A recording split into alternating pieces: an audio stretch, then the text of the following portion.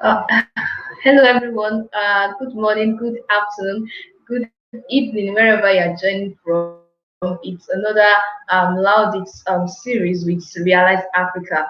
This is a platform where in case you are wondering what Loudit means, it's a platform where we bring teenagers to the table and we discuss issues that affect teenagers in all around the world. So my name is Timmy, and I'll be the host for today. We will discussing a very cogent issue, that affects teenagers from all spheres of life. All right, so like I said earlier, it's Loudit series is a platform for teenagers, a young academy for teenagers all around the world to discuss issues that affect them, ranging from bullying, self-esteem, peer pressure, and so many other things. So today we'll be discussing another issue, and that is ending the rape culture, engaging young minds to act, engaging young people, that is the teenagers, the young adults, the youth of today, to act and do better than our fathers, do better than our ancestors, and create a safer space for women and girls all around the world. My guest will be joining me soon, but before then, I would like to show you some clip, just for you to have an idea of why we are fighting, why we are raising our voices on these issues, why we need to keep on speaking up, why we need to keep on sorosokeing, in the Yoruba term, on these issues. I hope you enjoy the clip.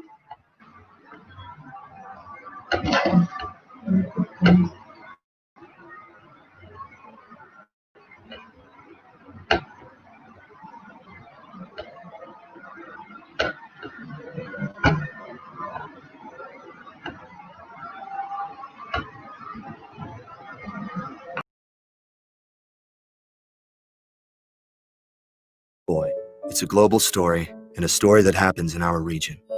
It's a story that occurs many times a day, every day of the year, and in every kind of household, in every city and country across Eastern Europe and Central Asia.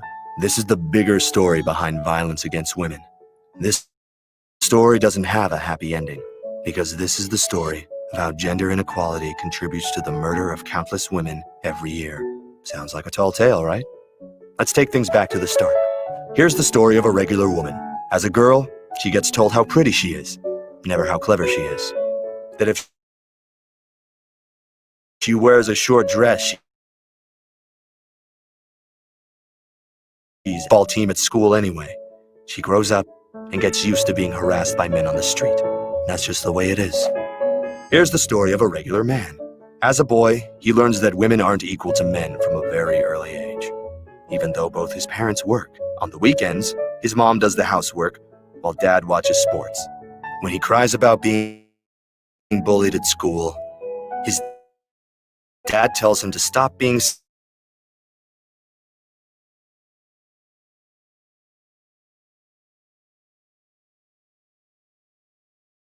society where women are valued less and men are expected to be dominant and in control. In such a world, disrespect and hostility is excused, and violence against women is far more likely. But back to our story. The girl grows up into a woman, the boy grows up into a man, and they begin to date and get married. He jokes that he hopes she doesn't get fat now that we're married. She's not sure whether she should laugh. They have the same education and do similar work, yet he earns more money. He is quickly promoted, like other men in the company, while she gets overlooked. At home, she does all the household chores, and he takes control of their joint finances, seeing as he's the main breadwinner and all. When they're with friends, he puts her down in front of everyone. His friends stay quiet. In the morning, he wakes up and blames the alcohol and stress. He always has an excuse. When she gets pregnant, her boss says she can't come back part-time. After the baby is born, the lack of flexible job opportunities and childcare keeps her out of the workforce. She is socially isolated and financially dependent on him. He controls decision-making, and her. They are not equals. She is dependent on him for everything. So she never tells anyone when he started to hit her. She doesn't say anything to her family or friends. She grows more isolated. She has nothing else but him, so she lives with the violence until their story ends, one way or another. This story isn't a one-off. It's a story shared by 1 in 4 women in our region who have experienced physical or sexual violence from a current or former partner. It's a story of 1 in 15 women who experience sexual violence, including rape from a non-partner. And it's a story of how more than half of all women killed in our region are murdered by an intimate partner or family member, and many others live in constant fear. This story affects children too. Many women who experience physical, sexual, or psychological violence have children who also suffer from violence at home. For survivors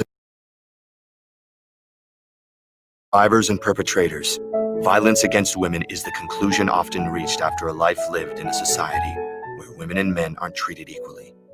But we, you and I, can change the narrative.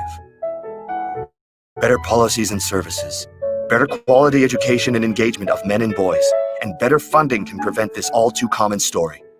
A new chapter is already being written by many men in our region for whom it is normal to value women and have caring, respectful, and equal relationships, to be involved in raising children, to treat women as equals in the workplace and public life. And it is being written by the many women in our region who are empowered to value.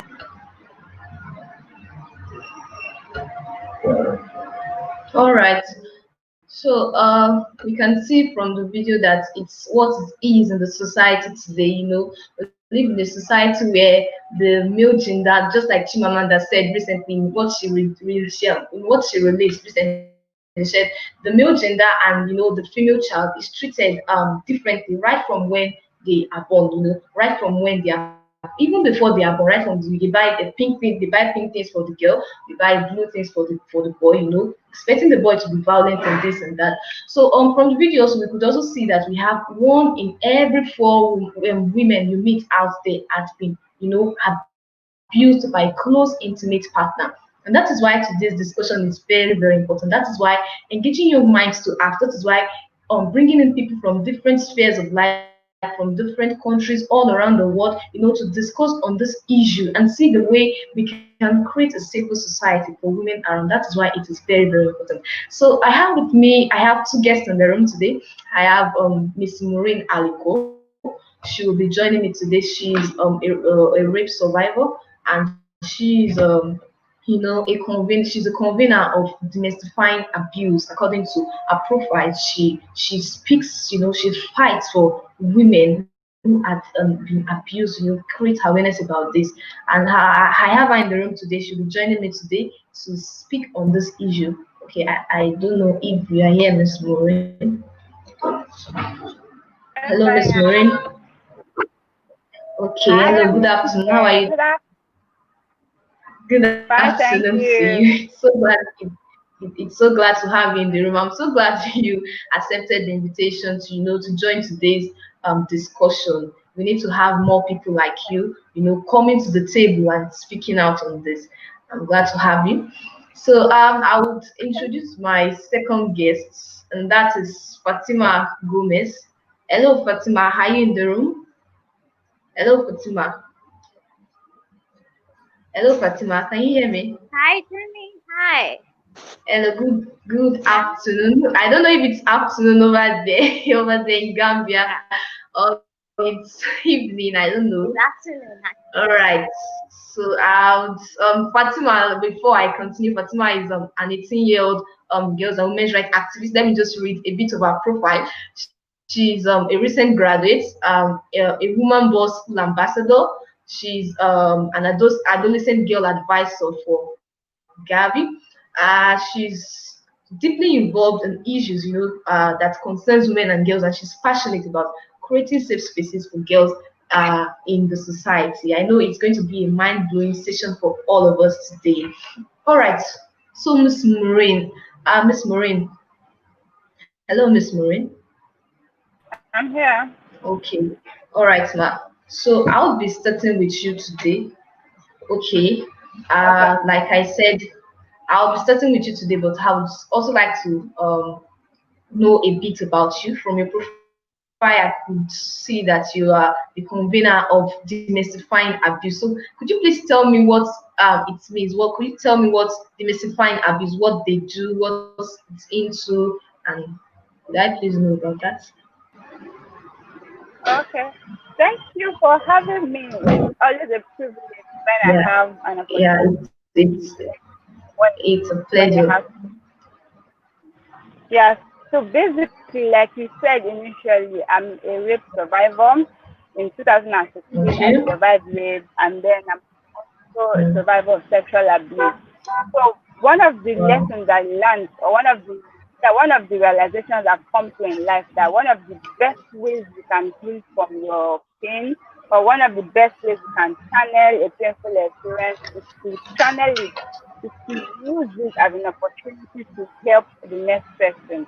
So when the rape happened in Okay. 2016, and I was actually involved in my healing and my recovery process, so I got to understand that Mm. if I am to heal, there's the importance of healing in a community is always, it can never be overemphasized.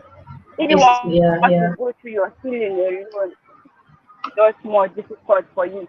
But if you have a community of persons, if you have a community of persons there who understand your pain, who understand your struggles, who understand what you're dealing with, and you are in that community, it's easier for you to heal, it's easier for you to open up, it's easier for you to tell them this is what I'm struggling with, or this is what I'm battling with, and Yeah. they'll be able to offer you, Mm.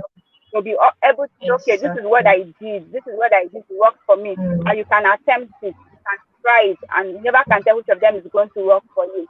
Because Mm. some of the lessons or some of the practices that rape survivors have to undergo to go through the healing and recovery process, I believe they are quite universal. What works for one will work for the other. Although there might be Yeah. others that might not work for everyone, that a few of those practices might not work for everyone, but there are some universal practices that work. So after my experience, Okay. and I sat down and I asked myself, so what do I do? What's the way forward? What's my next move? What am I supposed to do with this? So I had an option of either choosing to be quiet about my experience and become a statistic, Okay. become one of those persons who never talks about the pain, Mm. never talks about the experience, Mm. and of course, never talk about it. You're basically not going to heal from it, because one of the things you have to do in order to heal from whatever is hurting you is to speak about it, is to give it a voice, is to label it. So I had that option. Then I had the second option of, okay, own the experience, talk about it, okay, heal, actively be involved in your healing process, and then find an opportunity to replicate your healing in the life of the next person. Okay, so that was Mm. what I decided to Mm. do. I'm like, okay, I'm going to go through this Mm. healing process, but I'm not going to go into it haphazardly. I'm going to document my processes. I'm going to document everything I did, because I knew that I'm not the Mm. only rape victim. Or then I knew I was not the only rape victim that the world had. I also knew that rape is not something that's going to become history almost immediately. Mm. So I'm like, because I know Mm. there are other victims who have not been able to heal, who are not even strong enough to go through the Yeah. healing process, I decided, okay, why not Mm. use myself as a positive scapegoat or a positive lab rat? That's what I call myself sometimes. So all of those practices, all of those things I knew I could use to help myself through the healing process. I gave myself into it. I studied. I actively was involved in my process, and I documented it. So when I could say, okay, this is working for me, this is working for me, that was when I decided to bet the Demystify abuse campaign, because I didn't want to be the only person healing. I wanted to have a chain of other rape victims who are also healing, Mm. because I've learned that a Mm. lot of persons battle these things, but they don't talk about it. And when they don't talk about it, they don't heal. And when they don't heal, Yeah. there's this thing that they are always very diminished. They no longer see themselves as worthy human beings. They see themselves as less than worthy of beautiful things, less worthy of happy moments. And I didn't want Mm. that. I knew that when God made human beings, He made each and every one of us and gave us gifts, gave us talent, and destined us on earth to fulfill certain purposes. But because rape has Yes. come as one of those tools of the devil to make people not see themselves as those great persons God destined them to be.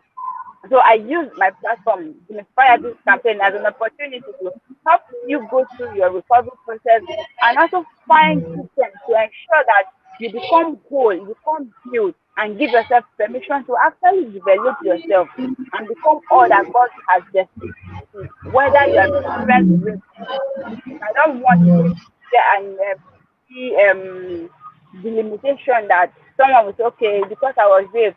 That's why I could not unleash the greatness that God destined for me. So I want to have a community of young persons who, when you tell them that okay, this person is doing great things in the world today, they've had a backlog of bad experiences, they've been victims of rape.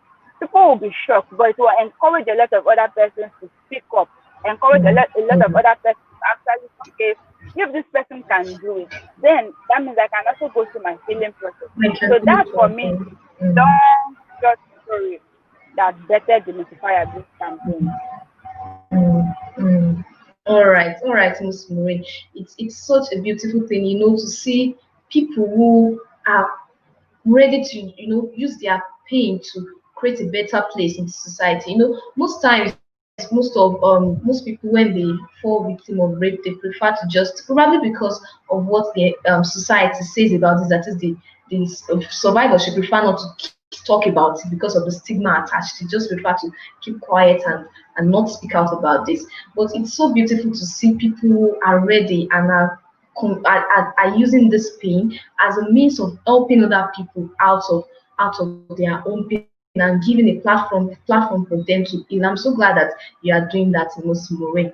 All right, so before I go on, I would sincerely like to appreciate you, for joining us today because I understood that you told me earlier on that you were stuck in the traffic and you can't join us today. I'm so happy that you created time for us and you joined us today, even though it was inconvenient. I'm so grateful for that.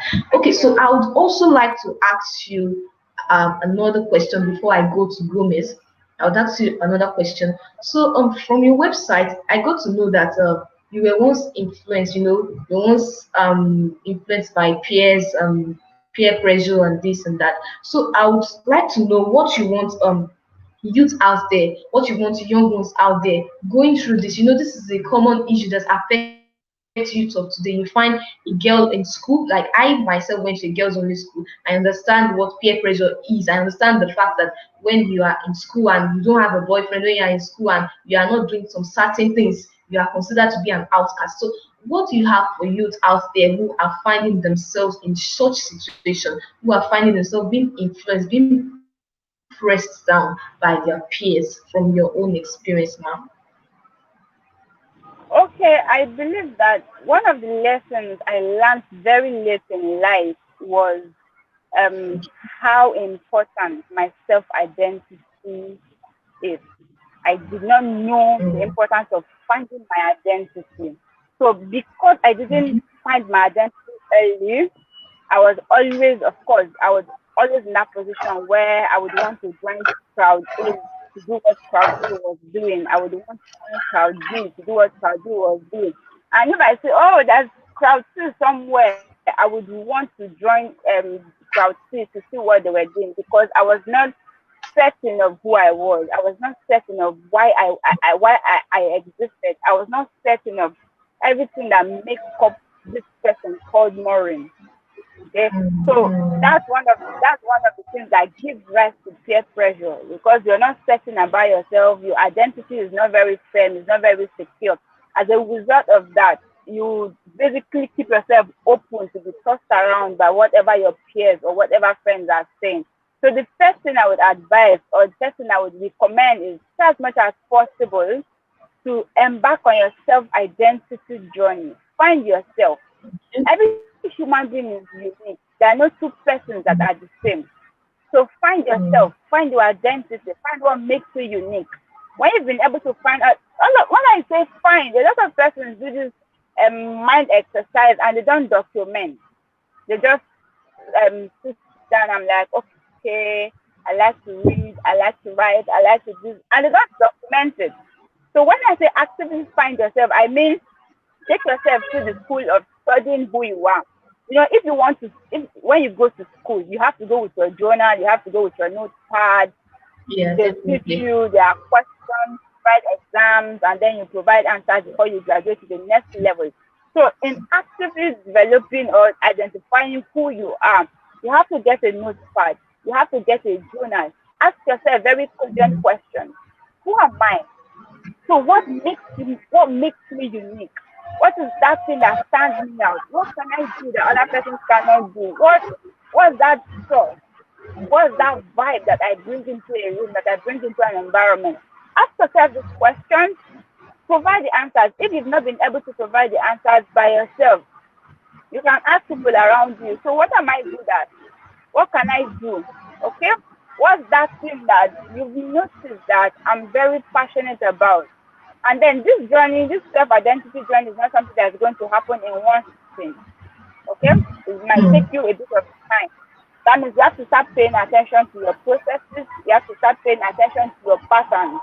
So when you talk a certain way, pay attention to why you are talking that way. When you act a certain way, pay attention to yourself and ask yourself, why am I talking the way I'm talking? Why do I analyze things the way I analyze things? Why do I always tend to do things like this? Okay, pay attention to your patterns. Pay attention to the friends you follow. Why do I follow these friends? What brought me to these persons? Okay? What are some of if I'm on social media, if I write, why am I on social media? What are the kind of crowds I attract on social media? What kind of news am I attracted to? Okay? So you pay attention to yourself. A lot of us basically just live life, wake up today and we're like, okay, what's today going to bring? Let's just go. Whatever comes, comes. We don't pay attention to the silent lessons that life is teaching us. We don't pay attention to the little lessons that we're supposed to be speaking, that's supposed to help us develop ourselves and become better individuals. So we must ensure that we live life with an understanding that, okay, I have to pay attention to these things, I have to pay attention to what's happening here, I have to pay attention to how my mind is working. A lot of persons also do not know that they can teach their mind. Okay, they can teach their mind on what to think. They just believe that, okay, the mind is just doing its job and all of that. So as a young person, if you want to tackle peer pressure, you have to pay attention to yourself first. Pay attention to you as an individual, as a complete individual, not tied to anything, not tied to your friends, not tied to your phone, not tied to your books. Let your identity come first. I'm a Christian, so I know that the most important place your identity can ever come from is the person who made you, God. So first things first, you have to find your identity in God. What did God say about me? In order to know that, you have to set scriptures, you have to pay attention to yourself and all of that. Set these things for yourself. Come up with your answers, document them, and begin to predict your next responses. Begin to predict your next actions. Okay, that way you will no longer be shocked when you act a certain way. You begin to predict it, and when you can predict something, you can guide it. So instead of getting angry unnecessarily when somebody offends you, or instead of just jumping in to do whatever that person is doing, before you act, you have to pause and ask yourself, okay, so why am I doing this? Why am I taking this step? Why am I joining this? Why is this person my friend? All of these things. Okay? So you have to pay attention to all of these. You have to pay attention to all of this very silent but very important points. Okay? So first, know yourself, understand how your mind works, and begin to think how you want your life to be. Okay? Begin to understand that, okay, I call the shots for my life. People shouldn't call the shots. You should be the one saying, okay, this is what I want to do. I want to do it because it's very important to my life. It's very important to my journey. It's very important to where I'm going and all of that. Those are some of the things I think every young person should learn, should do, and begin to practice. All right, Miss Maureen. Okay, there's this saying that they do say say a quote that they do say that when the reason why I've been able to go further is because I've been able to stand on the shoulders of those who had gone before me. So from what you said, you called from your own personal experience.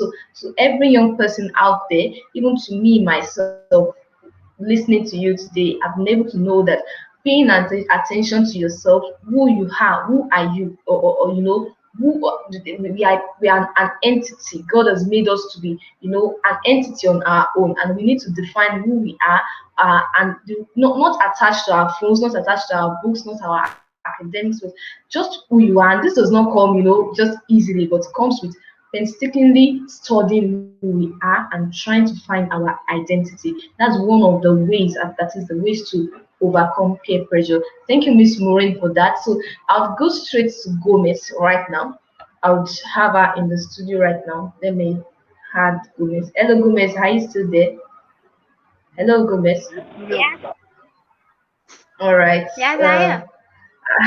Okay. So you can hear me very well, right? Oh, yes, I can. I hope you Yeah. can too. Yes, I can hear you too. All right. So it's so great to have you in the room. It's so nice seeing your face to be sincere, from Thank another you. part of the Thank world you. entirely. All right. So let's get straight to business. I would like to Okay. know, I'd like you to walk us through the reality of girls in Gambia. What do they face there? Is it the same thing here in Nigeria, where issues of gender-based violence, that is rape, these beats white battery, and so many other things are on the eye side there? What is their reality there? What laws protect them? I would like to know about that. Well, okay.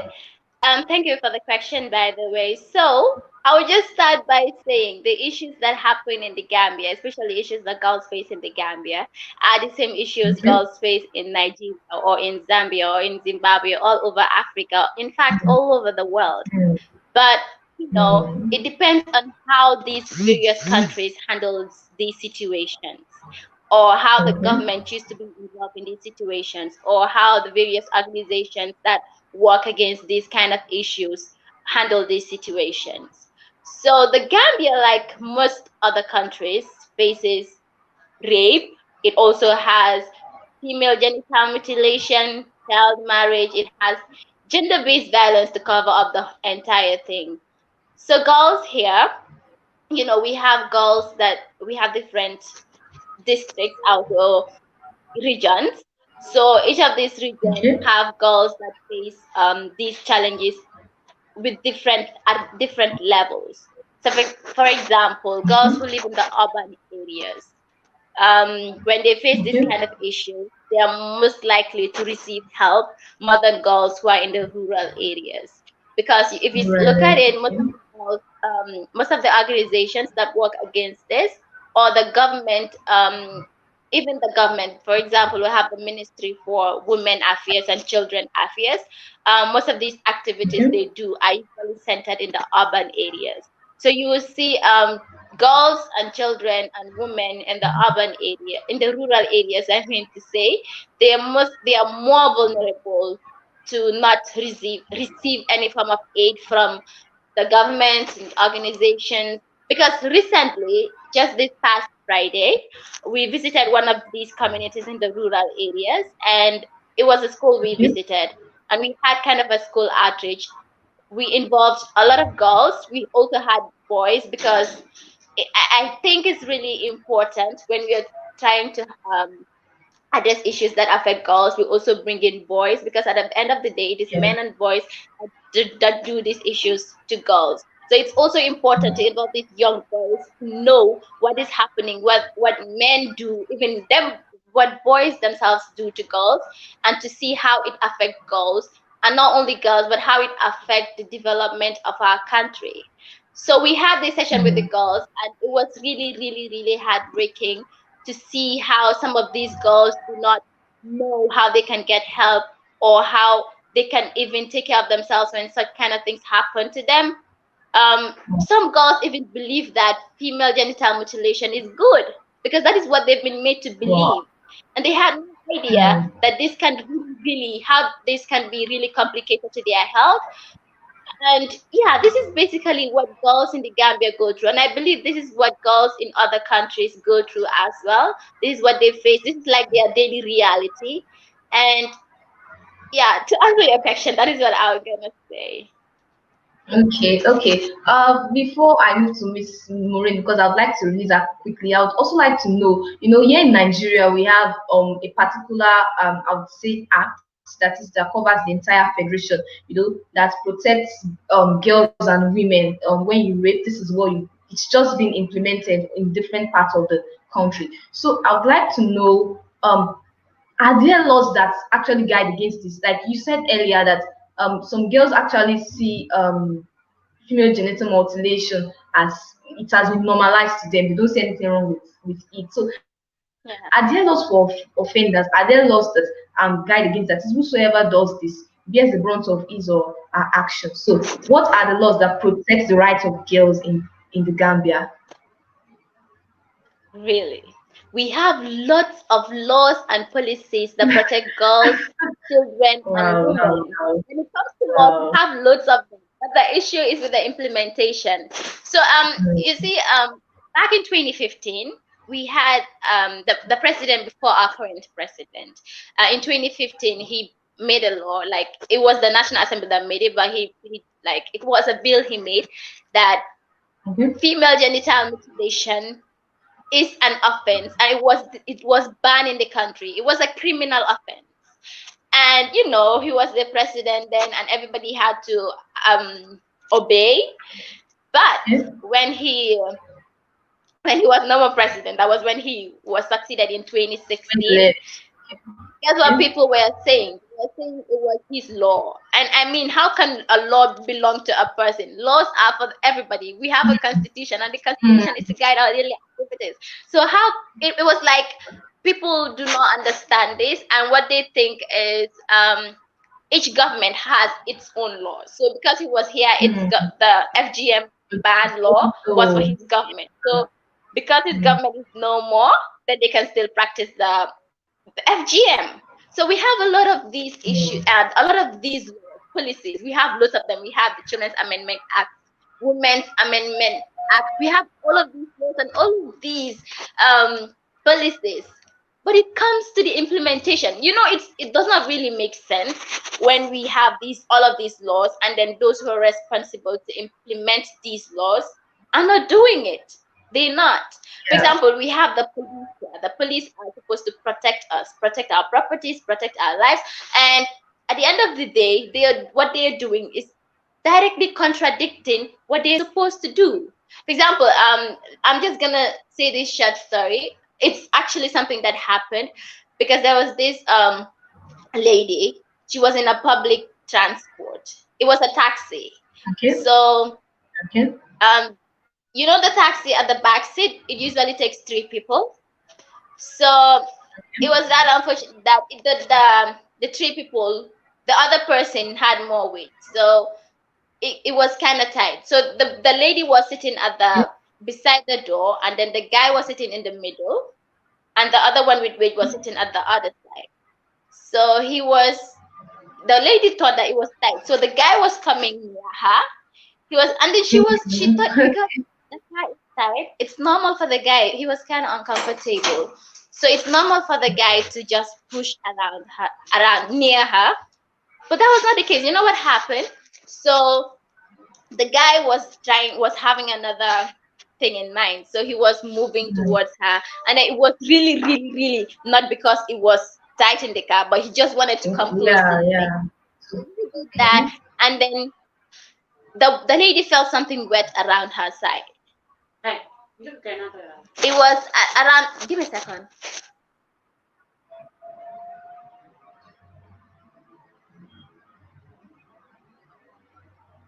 Sorry about that. So the lady felt something wet around her side, her thigh, and then she could not understand what was happening. And all this while, the guy was actually um removing his palm. His palm was actually on the lady's thigh.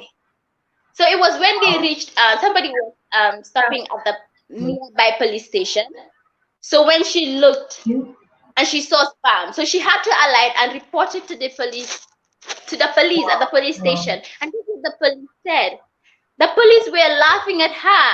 They were actually laughing at her instead of doing something about it. So they were laughing and making fun of her. So somebody else outside had to come and use a wrapper to wrap her up so she can go. And this is the reality we are facing every day with the implementation agencies, or everybody that is responsible to implement these policies to protect girls and women on a daily basis. This is what is happening. When you go report these cases, for example, you report a rape case to the police station, especially if it is a family member, they will discourage you from reporting that because they will want you to rather protect your family members, even if it's at the expense of your own future. So this is the reality we face. We have a lot of laws, but the issue comes with the implementation. This is the reality we face. Right. So it's let me say it's basically the same thing here in Nigeria too. We also have it's the same issue, when you go to the police station, probably someone was raped. The policeman asks you that didn't you enjoy it when they were doing it? That's the response. Or they ask you what were you wearing? What were you doing in the midst of 6 boys? What were you doing in the midst of 4 boys? Forgetting the crime and just everything. So it's the same thing, and that is why we still need to keep on saying these things and raising awareness, fighting against these things and letting people know that this is wrong. The silence culture should not be tolerated, should be broken entirely. All right, Gomez, I'm going to come back to you, but I would like to quickly get Miss Maureen now. I would like to Yes. quickly get Miss Maureen now, so that she can quickly join our people. Okay, so Miss Maureen, can you hear me? Hello, Miss Maureen. I can hear All you. right, so let's I'll let me move to the next question. So Okay. all right, so we discussed earlier on that you were once let me say a victim of rape, So what do you want young ones to know about this occurrence? What do you want us to know about this? About what? I Okay, didn't get so the I question said clearly. that you okay, so I said, what do you want us to know about the experience? What do you want us to know about the occurrence that is how it happened, how we were able to, get past the occurrence, how we were able to go through the situation and come out, stronger than ever before. So what do you want us to know about it? Okay, so I believe basically you want me to tell the story, yeah? Yes, ma'am. Okay, so I was home. I was Okay. home basically in my house. I didn't go out. That's for those people who usually say, like the police officers Fatima talks about, who usually ask you what were you wearing, why were you What were outside you at some point in doing? time. Yeah. So in my case, I was at home. I was lying down in my room. It was late. Wow. Okay. So when the Wow. robbers came in and they collected what they did, they collected my mobile phone, collected a couple of goodies and all of that, and of Wow. course they came with their guns, okay? And Okay. they did what they did. In spite of all the begging, in spite of all the pleading, in spite of Wow. all the negotiations, I tried to negotiate. You see me that day. I became a Mm. negotiator. Don't take this. Wow. Don't wait, please. Don't. But of course, when people are Mm. mad, a certain kind of madness where you're no longer in control of your mind. Because from Mm. anyone who rapes anyone, I basically believe they are no longer in control of their mind. Something else has taken over, spirits have taken over, wickedness has taken over. Okay? So when they went, Mm. because they were no longer in control of their mind, they wielded the guns and they did what they did. And then they left. But before they left, there was a threat. Okay? They Okay. said they never wanted to hear that I mentioned myself and my roommate. It wasn't just me. Like they never wanted to hear us mention it to anyone that we go with. Wow. You can go ahead and Wow. report it. Yeah. You can go ahead and report the robbery. They robbed you. Fine, report that. But the rape, don't mention it. And that got me thinking, why would you know what you're doing is wrong. Why would you want to shut someone up for something you know basically they're going to talk about? And it all boils down to this hush culture that we put around the rape topic, sexual abuse and all of that. No one wants to talk about it. A lot of persons don't want to talk about it. They rather just hide it. They rather pretend it didn't happen. Okay? They rather, don't talk about it. Never, especially when it's family members. Like you said, when it's family members, even when it's not family members, they don't just want to talk. A lot of persons are scared. They're worried, stigmatization. What if it happens again and all of that? But in this particular case, it was funny. And I'm like, okay, how? You've already done what you wanted to do. How dare you dictate my further action? And I felt sad. I felt angry by that decision, by that command, whatever. And I'm like, okay, I'm going to do what I have to do. Let me dare you and see what's going to happen. So there and then I made up my mind. I didn't tell them, but of course I made up my mind that, okay, I'm not going to be quiet about this thing. Let that thing that wants to happen, let it happen. Okay? So I made up my mind that I was going to talk about the experience. Remember, I talked about how you pay attention to your environment, how you pay attention to things, how you predict your outcome, how you predict your life. So at that point in my life, I was already doing a lot of that for myself. I was already in charge of predicting a lot of my outcome, and I'm not all though, but I was to an extent. I was saying, okay, this is what I want to do. This is what I want to do, and all of that. So I decided, okay, I'm going to talk about this, but I'm not going to talk about it from the perspective of a victim. Okay, I'm not going to talk about it from the perspective of a victim. I'm going to rewrite the story. I'm going to rewrite my script. I'm going to tell the story the way I want the story to be told. I don't want to tell the story like a victim, because you did what you did. You don't define me. Remember, I talked about your self-identity and how you define yourself based on what God has told you. Okay? So you won't come today and make me suffer something, and then you want me to define myself by that experience. I'm not going to have it. I'm going to rewrite the script.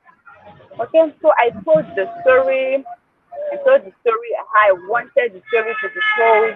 And then, of course, by that point, I'd already made up my mind that I was going to use my experience as a tool for advocacy. Okay, so I told the story how I wanted it to be told and all of that. But a lot of I experienced a lot of things when it happened, where the stigmatization from people who didn't believe it happened, because they felt that I was too strong to have been a victim. You know how people usually predict that, okay, you must be weak, you must come out and cover in fear, and a lot of persons didn't believe. It still boils down to sometimes people, when they say speak up, we should also encourage people to let them know that sometimes speaking up might not get you all the help you probably get. It won't get you all the accolades. It's still going to come in the form of backlash. It's still going to come with a couple of stigmatizations. Even your deciding to speak up is because you're trying to bash and or to say no to stigmatization. But speaking up, you're still going to face a couple of stigmatizers. Okay? So there was that. There were people who didn't believe it happened because they expected me to be weak in a certain way. They expected me to show weakness a certain way. But my identity, man, is set to God. Okay, so what you would expect to hurt me the way you expect it to hurt me might not hurt me that way. The way I will react or the way I'm going to respond to that experience might not be how you expect. Okay, because I try as much as possible to checkmate my experiences or the things that are happening. My response, I try as much as possible to define it from scriptures. If I have to, I cry though. not make it look like I didn't cry. Let's not try to downplay the experience. I'm not downplaying the experience. I cried. Okay? But you know that cry, you cry when you know that, okay, I'm crying, but I'm going to get up. Not that, oh, my life is over kind of fear. I cried because, oh, it was very painful. I didn't expect it. It shouldn't happen to anyone. But I cried with that part of my head, knowing that, okay, we're going to get through this. But at this point in time, this thing is painful. So, of course, taking the drug, I had a couple of nightmares, okay? Some days you will not be able to sleep, and on days where you try as much as possible to sleep after taking the ARV, the antiretroviral drug. Hold on, give me a couple of minutes.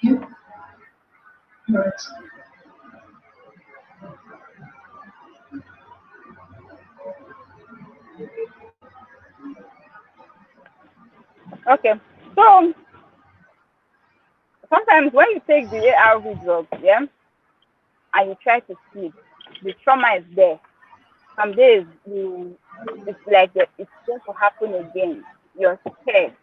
Nobody should shock you. Nobody should play. You know those play you play with your friends where you come from behind and try to cover their eyes because you want them to guess who the person is. Nobody play that kind of play with me because everything that is going to try as much as possible to remind me of that experience, I try to squash it because of the trauma that comes with all of that. Okay, don't take me by surprise. Don't come behind me and do, don't do it. Don't even bang the door. Because banging the door, my chest is going to join that door. Okay? So it was very traumatic for me that evening. It was very painful, but I had friends. I had family. I had loved ones. I had people who ensured I didn't go through it. But because I spoke up, because I opened up, because I told people, that's why they were able to surround me with so much love, care, and attention. So that's why I always say talk about it. Talking about it is not that you're not weak or not weak per se. It's not that you're not hurting. It's not that you've gained all the strength in this world. No. You talk about it because you're buying strength. Sometimes talking about it helps you deal with it. So I have this belief that if you talk about it 5 times, you would have reduced the trauma, the pain by 5. Okay? Because for every time you talk about it, you free yourself. For every time you talk about it, you calm yourself. For every time you talk about it, you remove guilt, it is pain, it is trauma, it is fear. Okay? And for every time you talk about it, you take back your power. Okay? So that's why I advocate people to talk about it. And there's one important, or probably 2 important points I want everyone to learn or everyone to know about rape. It has 2 agendas. Okay? One is the perversion of sex. You know, sex is a beautiful gift given to humanity by God. Okay? And because the devil is on this agenda of perverting every beautiful gift God has given to us. Okay? Rape is one of those avenues via which he tries to pervert sex. We've noticed that most victims of rape usually end up having bad sexual experiences with their partners. I experienced that too. I had to take the care and the attention. I got married.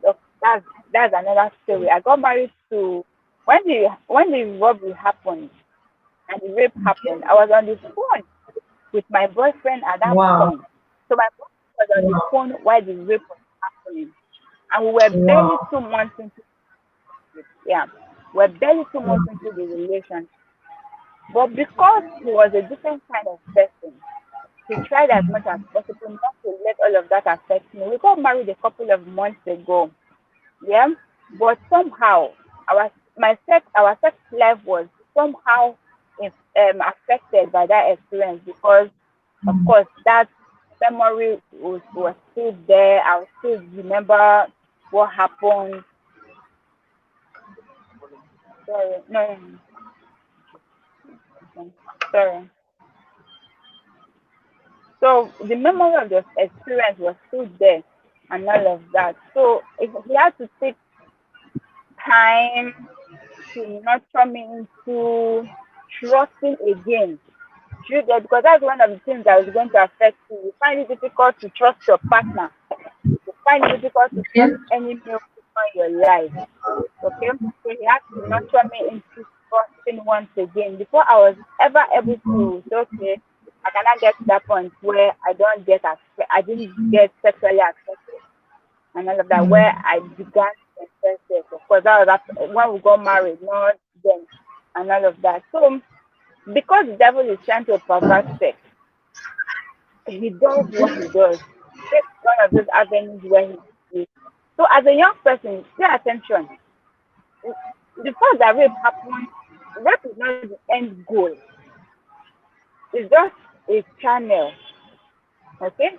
There are certain fruits that the enemy is trying to throw into our lives, into our hearts, through rape. Okay? One of them is the conversion of sex and begin to God in a certain way. Oh God, you said you gave us good gifts. Why did this happen? Okay? That's one. Secondly, like I mentioned earlier, he tries to diminish your greatness. Try to diminish everything that God has put inside of you. So that is I call it the 2-point rape agenda. Okay, it's not just rape for rape's sake. It's not just rape because somebody wants to enjoy sex. If you want to have sex with somebody, you can pay. You can even date somebody for free and the next you're having sex. So it's not just a sex thingy. It's not just linked to someone wanting to say, it's not just, a lot of persons say it's a power thingy, they want to exert power. Not all the time. Okay, sometimes it's assisted. So when we're having conversations about rape, we should try as much as possible to, especially when we are helping people through healing and recovery, we should help them understand that rape is not the end goal. Remember that there are different side effects that accompany rape.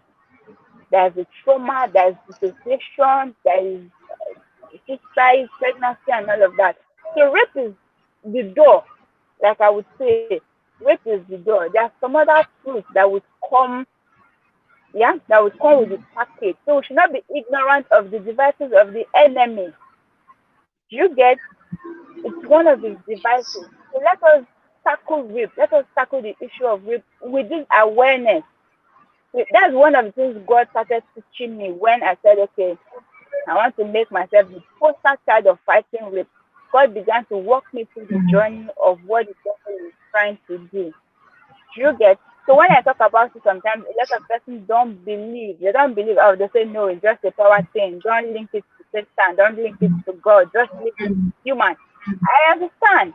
But from my experience, it's not just human.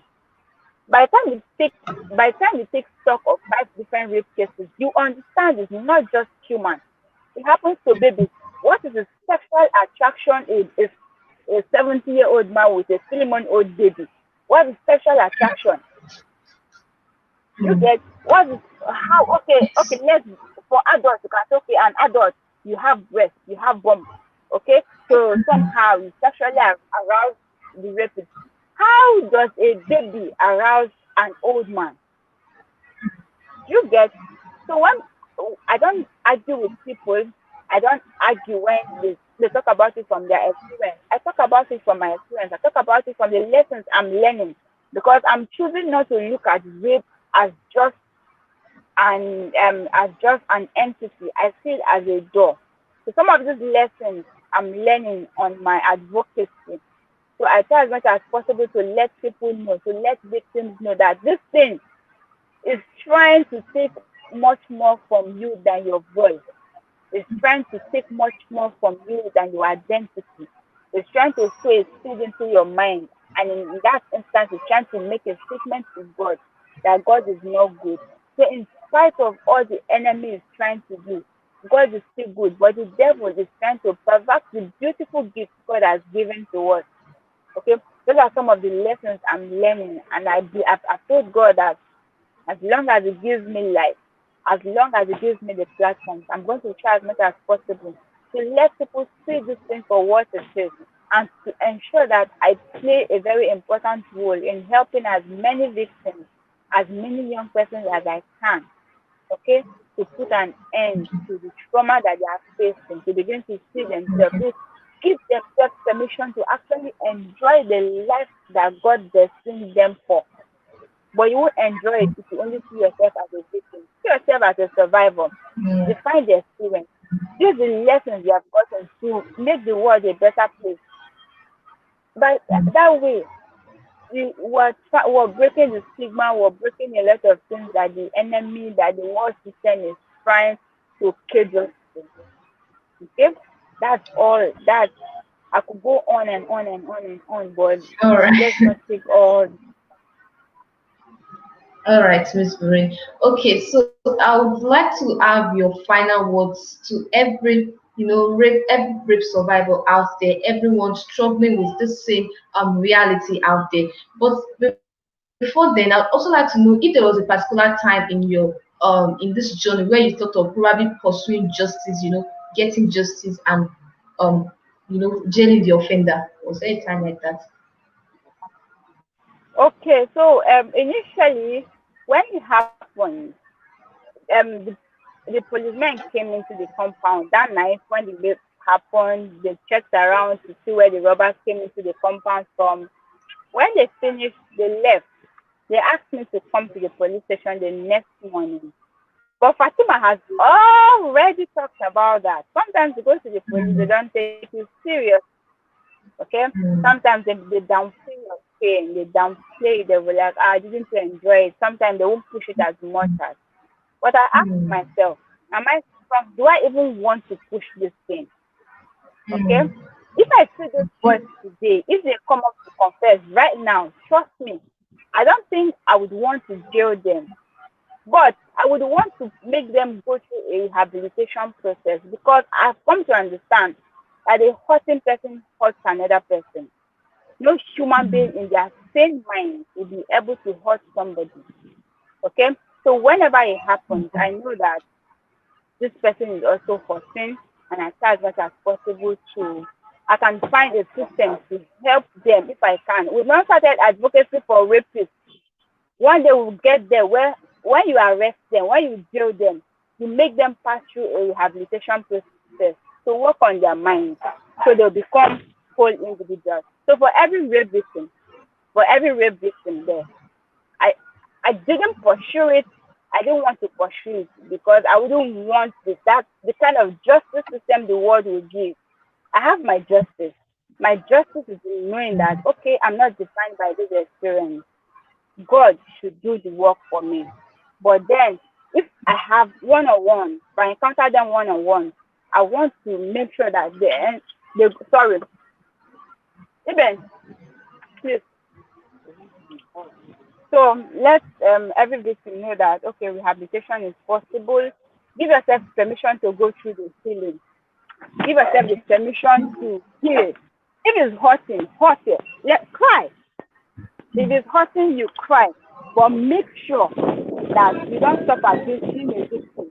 Make sure you don't stop at just, okay, this thing has happened, so where do I go from there? No. Change the narrative for yourself. Take back the power. Take back all the power that they try to take from you. And give yourself permission to live one step at a time. Then find a community. Find a group of persons who understand what you're going through and open up. If you open up to the next person and the next person does not offer you the kind of help you want, I am everywhere online. Send me a message. Let us talk. Okay? You can look for Temi, look for Fatima, look for anybody that you know that is already advocating actively for this thing. Speak up until you find total healing. Don't stop speaking up. Even when they don't believe you, find somebody that believes you. Even when the person that you have found does not believe you, you believe yourself. Take it to God in prayer. Okay? Add prayer means I add prayer. So take it to God in prayer. And all of that. That's what I have to do. All right. Thank you very much, Miss Maureen. I would like to release you now because I know you are quite busy. Okay. Thank you very much for joining. All right. Thank you. Thank you for yeah. Okay. All right. So Fatima, hello, can you hear me? Hello, Fatima. Yes, I can. Okay, okay. Get So I would like us to continue the discussion with a question. How do you think the upcoming generation, like we as the Gen Z generation, we as millennials, how do you think we can do better? What can we do in changing this narrative? What can we do in breaking this silence? Today's discussion is mainly focused on engaging young minds to act. And, we need these people to act and change the discussion, the narrative of how these things has been. So, how do you think we can do better? I think it's really important, as much as it is important that we speak up or we speak out about these kind of issues, it is also very important for us to hold those who are responsible to address these issues accountable. Because we have government officials, we will all have to agree to the fact that those who we've elected as our leaders. We have a president. We have to agree. The president is the most powerful person in every country. We have the Yeah, National Assembly members. We have the yeah, ministers. We have all of these people in power. Right now, we don't agree. They are the ones running our country, and they have the power to end these kind of things. We have the Ministry of Justice to give justice to who deserves to receive justice. So I think what we can do different in all of, as much as it's really important, we have activists talking about this. We bring in victim survivors to speak up about their experiences in order to inspire others to also come forward and talk about their experiences, so we can be able to have a stronger front or a stronger force towards the end of these kind of issues. It is also important for us activists to hold our presidents, our ministers accountable for the policies they make, yeah. to also hold Mm, the police for the implementation of these, to hold them accountable on how well they're able to implement this. Because I feel like our police buddies, they just it's something I see. I feel like most of them who are there, they don't even know these laws. They don't even know these mm, policies. So I feel yeah, like yeah, most of yeah. them are recruited based on whatever reasons. They're not recruited based on merit. Some of them are there because they know somebody in power who can just bring them forth so they can have a source of livelihood. It's good that they look for source of livelihood, but they need to be in places that they can handle, in places that their services are needed. So you're a police officer, you need to be ready, you need to know the laws, the policies, in order for you to be able to protect the people. So I think as the younger generation, as the millennials, what we can do different, yeah, it's for us to bring forward, for us to speak out, but for us to also hold our leaders accountable. It will be much easier because for recently um we have to agree that the rape cases have been at the rise. So, Yeah, yeah. for example, I'm going to give an example in my country where we had this 5-year-old was raped by her uncle, and she unfortunately died. She died unfortunately because she could not take it. And we also had a 15-year-old who was raped by her brother-in-law, her sister's husband, and she ended up being pregnant. And all of these cases were they were taken to court. This case actually happened a long time ago because the girl is pregnant. She already gave birth, and all of these cases were taken to court. But what results did we see? We've literally seen nothing because the case was taken to court the first time, and it was adjourned, and then the second time and everything. And the judge is supposed to give verdict and all of this, but every time the case is supposed to be taken to court, we always have excuses. For example, the judge is not feeling well, or the registrar or whoever is supposed to be in that case, something happened to that person, and all of those. I feel like all of these things happen to a lot of cases of this kind when taken to court. And I think the motive behind this is usually to keep pushing it, because you know when you keep pushing it, other cases will come, and then when they come, they will overshadow the other case that was there to receive justice. So I feel like this is what has been happening a long time ago, and this is what is happening now. So I feel like what we need to do different is to just to hold them accountable when they promise to bring a case to court and judge it. Let them do that. The other cases can wait, but let them do it according to need. And I also feel like what the court needs to do.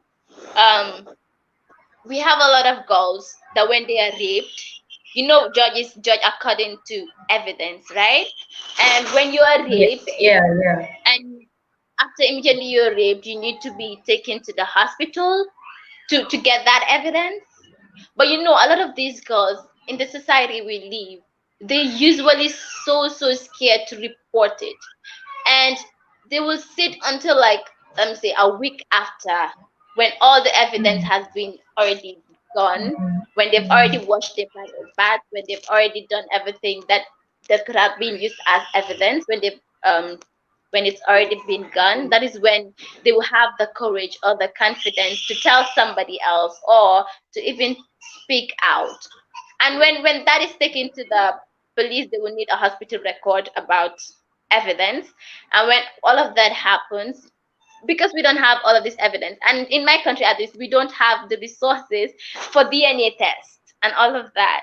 So you see, it is really difficult as well for us to be able to provide all of these cases. That is why I feel really bad, because we don't understand what it takes for a rape survivor to speak out about their experiences. We have no idea the pressure, what the courage it takes for the person to come out and speak up, only for the person to be blamed or start to be given excuses like, what were you wearing, where were you going, and all of these excuses. But Maureen gave us another example where she was raped in her own room.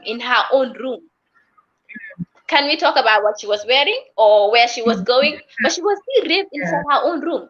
And the 5-year-old that was raped by her uncle, does she have boobs that she can just show off to attract?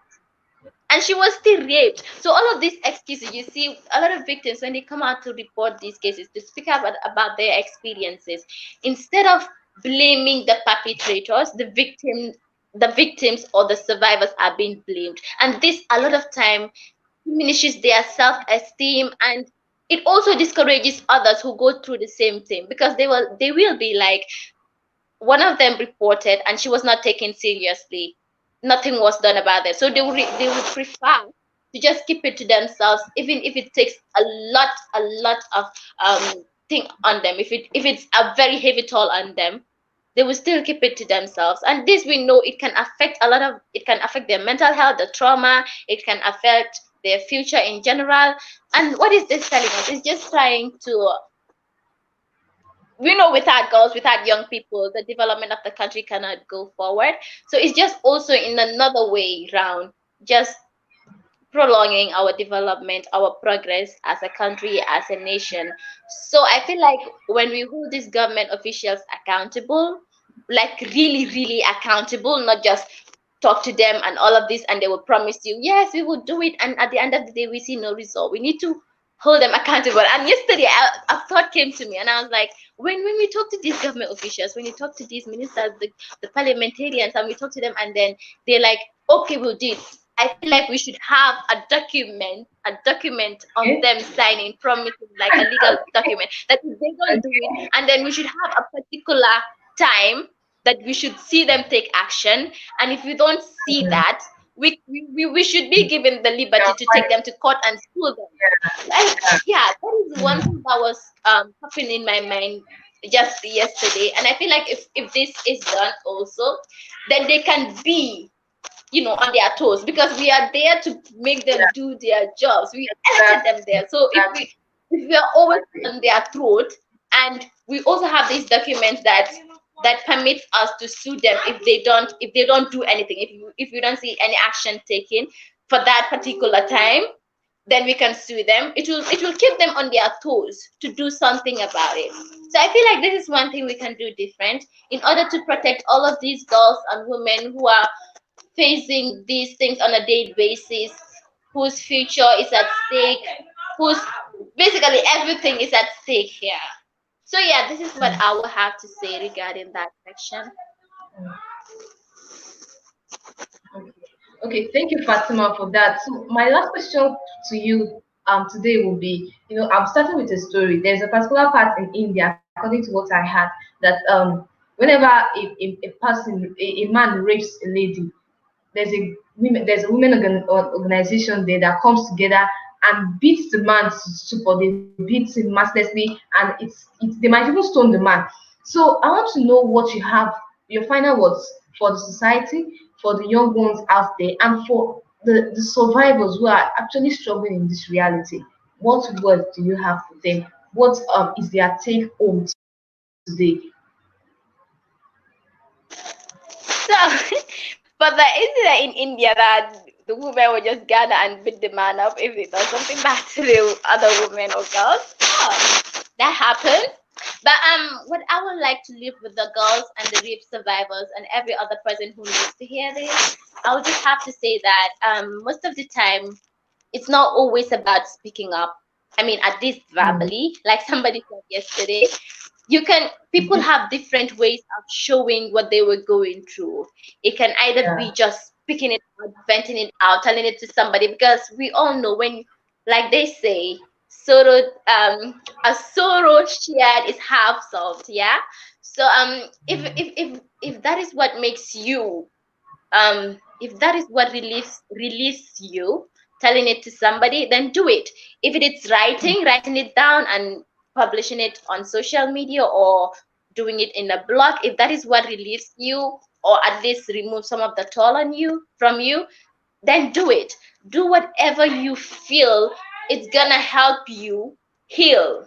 And I feel like if you need also psychological help for your mental health, for the trauma, then look for it. And you always, people will never know what you're going through if you don't tell them, or if you don't ask for help. When it comes to this issue, it is your health, your well-being that is more important.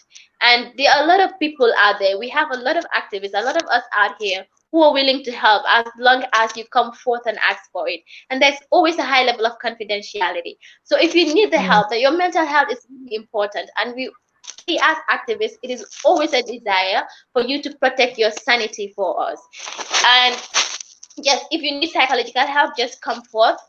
There are a lot of people that are willing to help you out to heal through this process, because when you fall, we all fall, and when you rise, we all rise. So we are in this in solidarity. Always remember that there are a lot of people out here who will always have your back. And when you need help, just voice it out. Even if it's to your neighbor, or if it's to your mom, they can just somebody you trust. The person can take it upon themselves to look for help, to look for you the help you need, for you to be able to heal through this process. And I feel like all the other people that this happened to, because we have, like I mentioned in my earlier speech, that a lot of the girls in the rural areas do not have access to this help. Just recently, I think 2 weeks back, to the village we went to, 2 of their girls were raped, and they were just from school. 2 of the girls were raped from school, and because of that, there's a high rate of teenage pregnancy in that area, and a lot of these girls do not have the information, enlightenment they need in order for them to be able to protect themselves. And I feel like instead of people telling girls and women to stop dressing in a particular way that can maybe attract boys and men, I think the energy we used to say that, we should use that energy to tell men and rape, to tell them rape. I mean, what do let me just leave that rant for another day, because time is going. So, and in what I would say generally, what I would like to leave with everybody is just for you to just share your story with somebody else. It's either it can be for your own benefit, Because like somebody said yesterday, a very inspirational woman said yesterday, we cannot speak for other people because they know better what they are going through than we do. Yeah, So yeah, what we can do for them best is to speak up. We everybody has a voice, so we can only speak for ourselves. But in doing so, in speaking for ourselves, we should make sure that when we speak for ourselves, those that voice can get will be for the benefit of every other person. So I feel like that is what everybody should do. You speak for yourselves in a way that can reap positive results for every other person, even if we don't know what they are going through or how they're handling their own problems. Let's just try to be positive to everybody and remember to be nice. Remember to all always right. be nice to everybody because we never know what they're going through, how they're handling their lives. So being nice to anybody does not cost anything. So yeah, on that note, I would like to thank you for having me, and it was a very successful All session. right. Thank Before you you. go, Thank Fatima, before you go, Fatima, while you were discussing, I just something popped up in my mind. You were talking about channeling the energy, which we used to, blame survivors of rape on telling men that they shouldn't rape. So, how do you think we can involve men and boys, in fighting against this social menace in the society? Okay, so I feel like the men we already have, the people, the men that are older than us and up, they've already been polluted. Their minds have already been polluted because they feel like they're the big people. They can do whatever they want. They can use women as trash and then just dispose them anytime they want. But I feel like we should channel this on the young boys we have because these people are going to be the future men. So I feel like when we use that Yeah, energy as parents, as moms, as sisters, we have brothers, um we have sons, we have so when we use that to teach these boys, because whatever a child easily imitates, what you teach a child from a very young age, that is what they grow with. So I feel like when we use that to teach these children, these boys, I would say from a very young age, to tell them that it is not normal to hit a girl, it is not normal to treat a girl like she's your own property, that it is not normal because this thing has already been normalized at this level already. So it is our responsibility to just make this to not be a normal thing to the younger boys that are growing up, to tell them that to make it like, I feel like I'm seeing a generation, if this happens, that when a girl is hit, that is what they will consider something that is not normal, that something is actually wrong in our society, instead of yeah, now yeah, that when yeah, we are fighting for that women should not be hit, to see that as something that is not normal, instead of normalizing hitting women and girls or just abusing them. So I feel like, yeah, it should yeah. start from that age. If we have to get rid of these men that have already been polluted, to just get them somewhere out of this art and just bring these boys up, to just tell them about what they need to do to not treat women as they want, because these women also have the same rights like they do, and they also have the right to live normal and peaceful lives. So yeah, All that is right. what I think we can do. All right. Thank you very much, Fatima. Thank you so much for the enlightenment and the very very educative session we've had with you so far. It's a pleasure to have you on the show. Before you go, I have something for you and for every young girl, every young one out there. Realize Africa as a platform for young ones, that is Realize Young Media Advocates. So the link has been dropped already. So I want you and every young person out there watching this to join in, fill the form, and let's see what we can do together in curbing this in the society. I hope to have you on the platform. So Oh yes, just okay. send it to me to my WhatsApp, and I'll try as much as possible to share with the people here. Okay, thank you very much, Fatima. All right, so I look forward to some other engaging conversation with you as time goes on. But for today, Yes, I would like to say a bye to you. Thank you for coming on the show. All right. thank you for having So me. uh yeah.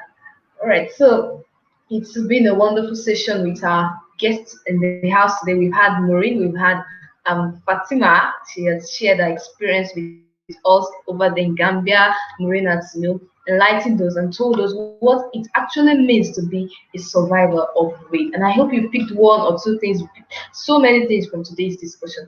A special thanks goes to Rhealyz Africa's organization, that is a non-profit organization here in Nigeria. And I want to specially say thank you to the founder of this organization and the person of Mr. Iriti Adeshinda for creating this platform for young ones to speak out and voice out on issues affecting them.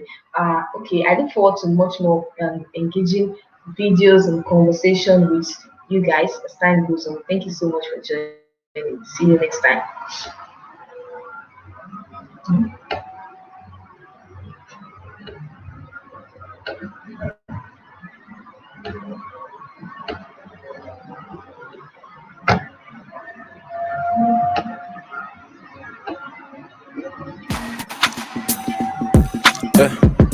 Yeah, see, one moment, she's a fine girl. Before we know, she's already 85 girl.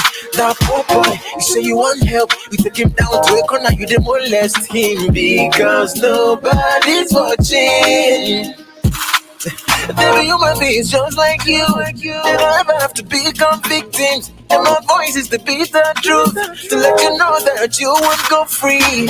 Because when you rape somebody, sooner or later, you will pay for it. Sooner or later, you're gonna pay for it. Sooner or later, oh. Sooner or later, yeah, yeah.